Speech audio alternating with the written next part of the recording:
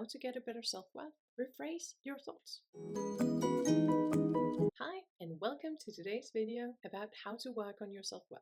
I think I've done quite a few videos on this channel where I speak about this strategy and when you should not use it. This is not because that this is a bad strategy, far from, but as with so many other things, a tool only works if we use it when it's needed and if we use it correctly. So using thought rephrasing or changing your thoughts is a good tool if your self-worth is low due to negative thoughts. If your self-worth is impacted by other causes, like I talk about in my previous videos in this series, then maybe don't use this strategy as your go-to, or maybe use it in combination. Anyways, let's talk about this strategy that I call rephrasing your thoughts. What we aim to do here is work on your negative thoughts about yourself. The most basic or simple understanding of what goes on in your mind is that it consists of three things: thoughts, emotion, and behavior. If you find it helpful, you can imagine a triangle where each corner sort of comprises of one of the three. This to symbolize that thoughts, emotions, and behavior are connected, that what we think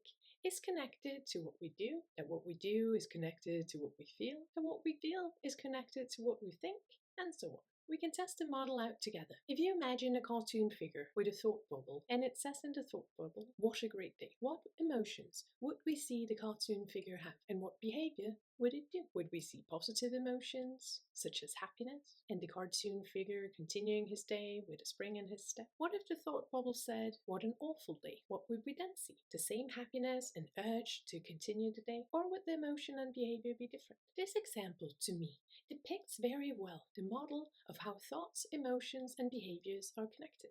This also means that we cannot avoid to be affected when we are having a lot of negative thoughts. Negative thoughts will impact our emotions and the way that we behave in life. If we have thoughts such as "I suck," it's likely that we will feel a little bit bad or discouraged and not partake in behaviors that could be helpful for our life quality. So what does this have to do with self-worth? Well, self-worth comprises of general beliefs about ourselves. If we believe that we are good enough or not good enough, a low self-worth therefore contains that we do not believe that we are good enough. And this will be followed by a lot of negative thoughts about ourselves. Because our thoughts are connected to our emotion and behavior, working on those, rephrasing those, can be one way of changing your low self-worth. This video is about how to do that. Here are some examples of negative thoughts. I'm a failure. I never do anything correctly. I suck at everything. If we put one of those thoughts into the thought bubble of the cartoon figure, we'll likely see that the emotion and behavior of the figure is impacted. Thinking that I'm a failure will likely lead to feelings of sadness and frustration and behaviors such as giving up. The principle of the model is that if we change the thought, we will change the emotion and the behavior. Many will have tried this. They will have tried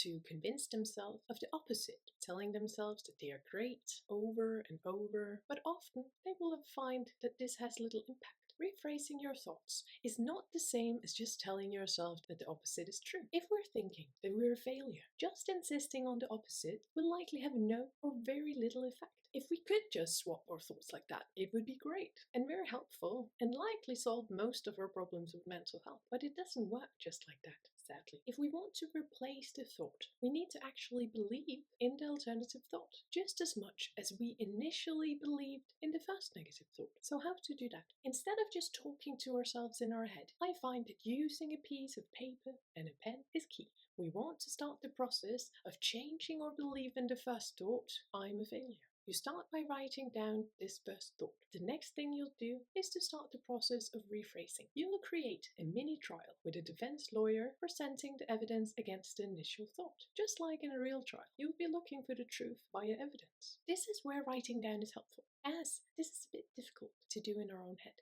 So you start with writing down all the counter arguments that you can think of. It might be, sometimes I manage to do things. Try to think of small examples, such as I got out of bed, I brushed my teeth, I passed high school, I have a job, I have a partner, I made dinner. It has to be true, of course. If you're finding this part difficult, again, don't try to do it in your head. Use pen and paper. Then think of what examples a friend would list out for you. Hey, you got up, you did that thing recently, you achieved this thing in the past, your daily achievements or this. Then write them down. This is the first part. When you made a good list of evidence against, then ask yourself the question, is it 100% realistic that I'm a complete failure? Look at the list that you made and think about it. Then ask yourself, which of these two thoughts are the most true, that I'm 100% a failure or that I'm not 100% a failure.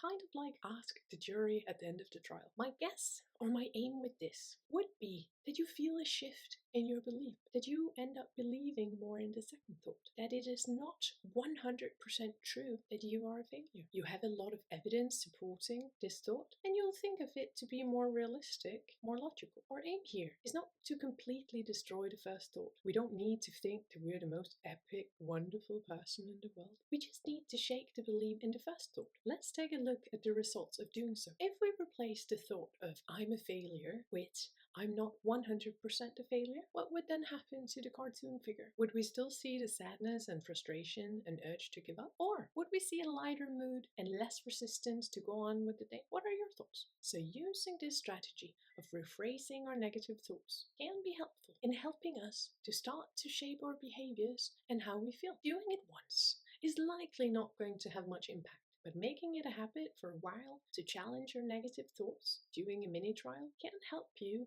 in overcoming negative thoughts. And on this basis, have an impact on your self-worth. I think this is all we had time for. What was your takeaway from today's video? As always, feel free to take away the information you can use, if any, and leave the rest. Hopefully you found that today's topic made sense and I did not waste your time. Please like or subscribe so my channel can grow. Take care and see you for the next one.